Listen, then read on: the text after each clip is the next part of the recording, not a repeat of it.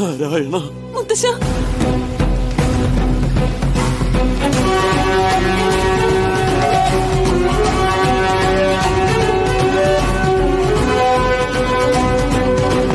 സ്വാമി, എന്താ എന്തു പറ്റി? എന്റെ മുത്തച്ഛൻ പെട്ടെന്ന് അൺകോൺഷ്യസ് ആയി, ബ്ലഡ് വോമിറ്റ് ചെയ്തു.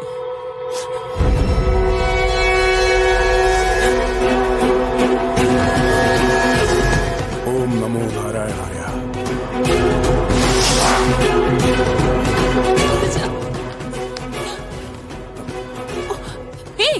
ആരാടാ നീ? അല്ലെങ്കിൽ തന്നെ ലങ്സ് പ്രോബ്ലം. മണ്ണ് തേക്കുന്ന എന്തിനാ? ചുപ്, ഇത് നാരായണ പർവ്വതത്തിലെ മണ്ണ. ഇതിൽ ഓരോ തരിയിലും ശ്രീ മഹാവിഷ്ണു ഉണ്ട്.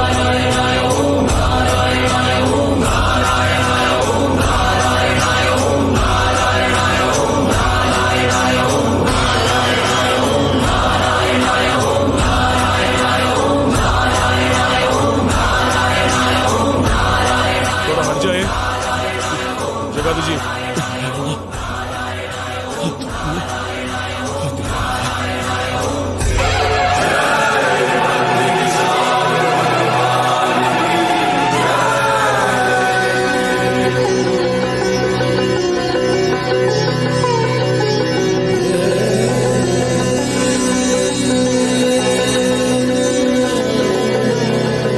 अरे बद्रीराव,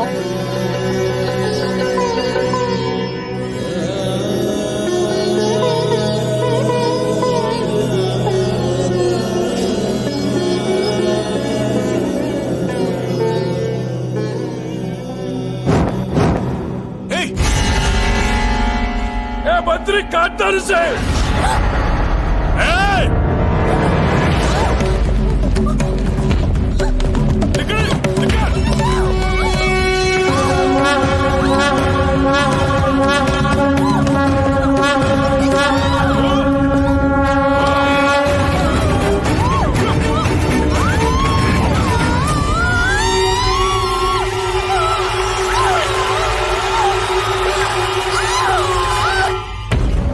സ്വാമി, എന്റെ കൊച്ചുമകൾക്ക് ഈശ്വര വിശ്വാസം ഇല്ലാത്തതുകൊണ്ടാ.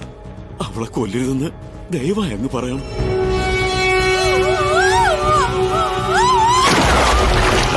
ഭദ്രേ, അവളെ രക്ഷപ്പെടുത്തിയേക്ക്. രക്ഷപ്പെടുത്താൻ.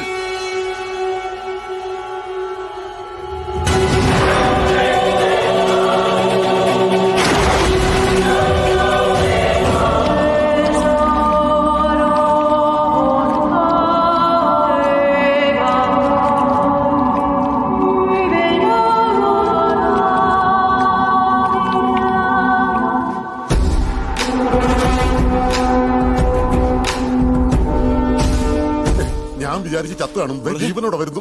മിണ്ടുന്നില്ല. ബദ്രി, ഗുരുജി, ഭഗവാനെ ഇഷ്ടമില്ലാത്ത ഇവൾ ഈ ക്ഷേത്രത്തിൽ ഉണ്ടാവാൻ പാടില്ല. പറഞ്ഞയച്ചേക്ക്.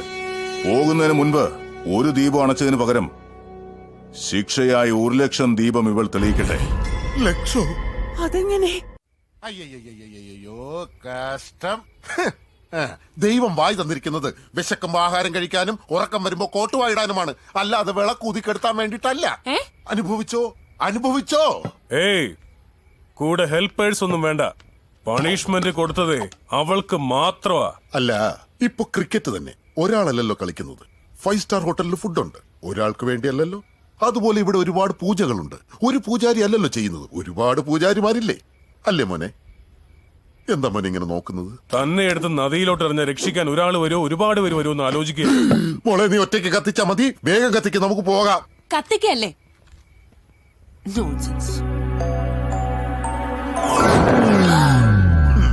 മൊത്തം പോയി. ഇനിയിപ്പൊ ഇതെപ്പ കത്തിച്ച് തീരാനാ? അല്ല, ഒന്ന് ചോദിച്ചോട്ടെ, ഒരു ദീപം അണച്ചാൽ 1 തെളിയിക്കാൻ പറയാം, 10 തെളിയിക്കാൻ പറയാം, പോട്ടെ 100 തെളിയിക്കാൻ പറയാം. വായി തോന്നിയ പോലെ 1,00,000 കോടിയൊക്കെ തെളിയിക്കണം പറഞ്ഞാൽ എവിടെ തന്നെയാ? നിർത്തണോ? നിർത്തി. നോക്ക്, ഭക്തിയോടെ കത്തിച്ച വേഗം കത്തും. ഇങ്ങനെ മനസ്സിലാതെ കത്തിക്കുന്നോണ്ട് അണഞ്ഞു പോകുന്നത്. എങ്ങനെയൊക്കെ കത്തിച്ചാലും കാറ്റ് വന്ന അണഞ്ഞു പോവും. അണയില്ല. ഓം നമോ നാരായണായ എന്ന അഷ്ടാക്ഷരി മന്ത്രം മനസ്സിൽ ധ്യാനിച്ചുകൊണ്ട് കത്തിച്ചോ. അപ്പൊ അണയില്ല. എന്ത്? ഇത് കത്തിക്കുന്നതിന് ഒരു പണിഷ്മെന്റാ? ഇനി 1 ലക്ഷം മന്ത്രം കൂടി ചൊല്ലണമെന്നോ? അത് ഈ പെൺകൊച്ച്. ഇവള് തന്നെ. എങ്കിൽ ചൊല്ലിക്ക്. ഞാൻ കാണിച്ചു തരാം. നോക്ക്.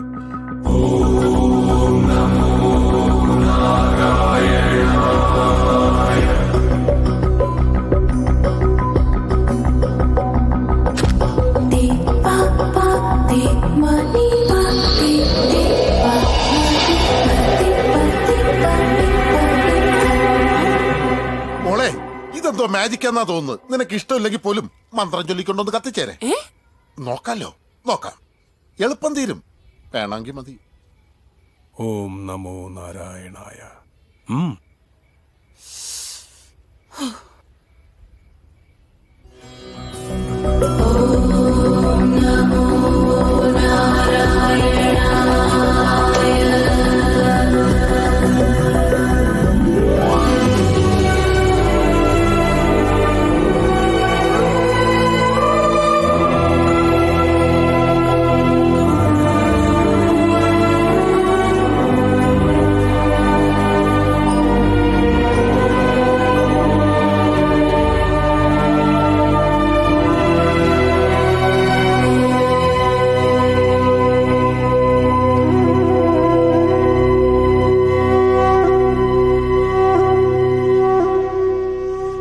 അവളെ ഉണർത്തണ്ട മോനെ. അത്രയും സമയം കൂടി ഈ ദൈവസന്നിധിയില് അവൾ ഉണ്ടാകട്ടെ. എന്തുകൊണ്ടാ സാർ ഈ പെൺകുട്ടിക്ക് ദൈവത്തോട് ഇത്രയ്ക്ക് വിരോധം? ചെറുപ്രായത്തിൽ ക്ഷേത്രത്തിൽ ദീപങ്ങൾ തെളിച്ചുകൊണ്ടിരിക്കുമ്പോ അവളുടെ അമ്മ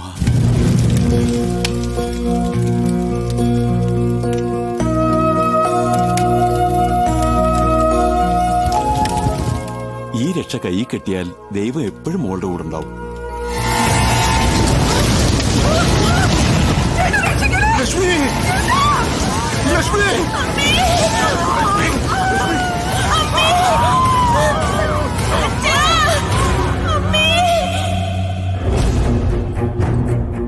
ദൈവസന്നിധിയിൽ അച്ഛനെയും അമ്മയെയും നഷ്ടപ്പെട്ട അവൾക്ക് അന്നു മുതൽ ദൈവത്തോടുള്ള വിശ്വാസവും നഷ്ടപ്പെട്ടു. പിന്നെ എന്തിനാ സാർ ദൈവത്തിൽ വിശ്വാസമില്ലാത്ത ഇവളെ ഇവിടേക്ക് കൊണ്ടുവന്നത്? അവളിപ്പോ ശരിക്കും വല്ലാത്തൊരു പ്രോബ്ലത്തിലാ. സർക്കാർ സാറ് വരുന്നുണ്ട്.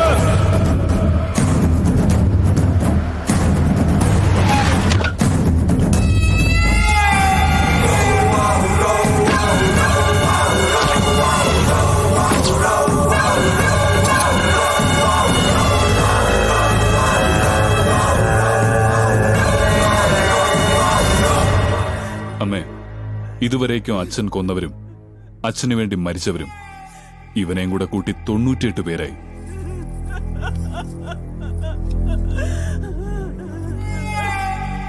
സർക്കാർ ഡൽഹിയിലെ ഉള്ളത്.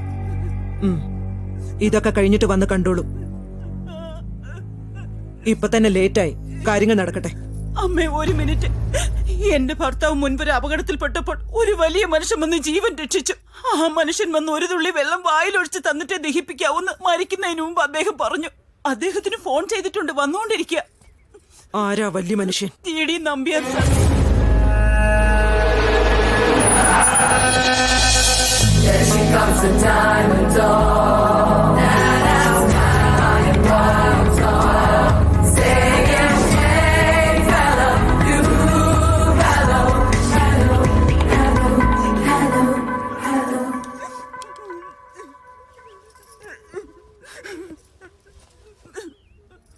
മുത്തച്ഛന് സുഖമില്ലാതിരിക്കുക, അതുകൊണ്ടാ ഞാൻ വന്നത്. മോളുടെ കൈ കൊണ്ട് കുറച്ച് തീർത്ഥം വായിലൊഴിച്ചു കൊടുക്കുമോളെ. എന്തിന്? ആ വെള്ളമൊഴിച്ച ജീവിക്കൂ? ഇത്തരം ഭ്രാന്തൊന്നും എനിക്കിഷ്ടല്ല. നിങ്ങളുടെ കുട്ടികളുടെ ഭാവിയെക്കുറിച്ച് ആലോചിക്കും. ഞാൻ ആരാണെന്നറിയൂ? നിന്റെ അപ്പച്ചി, ഈ നാട് നിയന്ത്രിക്കുന്ന സർക്കാരിന്റെ ഭാര്യ. ഒരു തവണയെങ്കിലും നീ എന്നെ ഒന്ന് അപ്പച്ചിന്ന് വിളിക്ക്. മരിച്ചുപോയ എന്റെ ഏട്ടന്, അതായത് നിന്റെ അച്ഛന് അത് സന്തോഷാവും. എത്രയോ പേർക്ക് ജീവിതം കൊടുത്ത GD നമ്പ്യാരുടെ മോളെന്ന് പറയാതെ എത്രയോ പേരുടെ ജീവൻ എടുത്ത ഒരു റൗഡിയുടെ ഭാര്യയാണെന്ന് പറയുവാൻ നാടാവുന്നില്ലേ? എന്നാണോ നിങ്ങൾ വിവാഹ പന്തലിൽ നിന്ന് ഇറങ്ങിപ്പോയി എന്റെ മുത്തച്ഛനെ അപമാനിച്ചത്, അന്നു മുതൽ ഞങ്ങളുടെ കുടുംബത്തിൽ നിങ്ങൾ ജീവിതത്തിൽ ഒരിക്കലും നിങ്ങളെ കാണരുതെന്നാ വിചാരിച്ചത്. ഇപ്പൊ നിങ്ങളോട് സംസാരിച്ചിട്ട് തന്നെ എനിക്ക് ഇറിറ്റേറ്റിംഗ് ഫീൽ ആവുന്നു. ഞാൻ ജീവനോടെ ഉള്ളിടത്തോളം ഈ നാവ് കൊണ്ട് നിങ്ങളെ അപ്പച്ചിയെന്ന് വിളിക്കില്ല.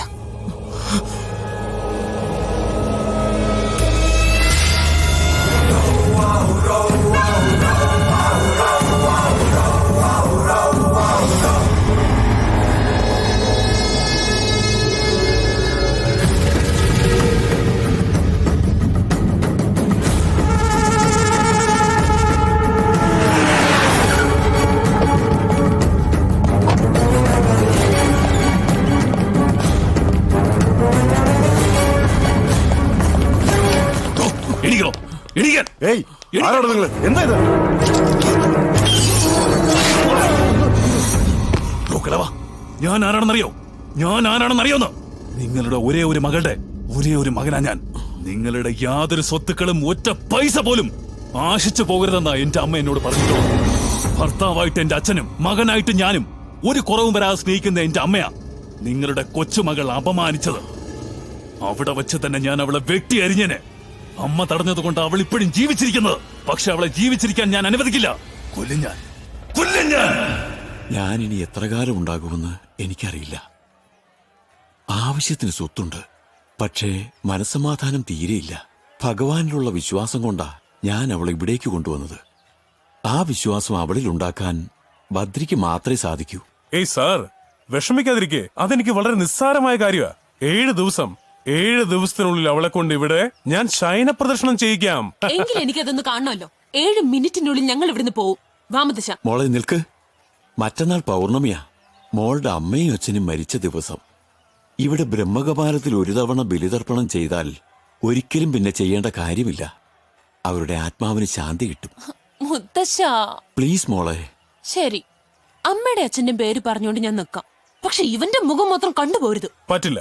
ബദ്രീനാഥിൽ ബദ്രിയുടെ മുഖം കാണാതിരിക്കാൻ ആർക്കും പറ്റില്ല.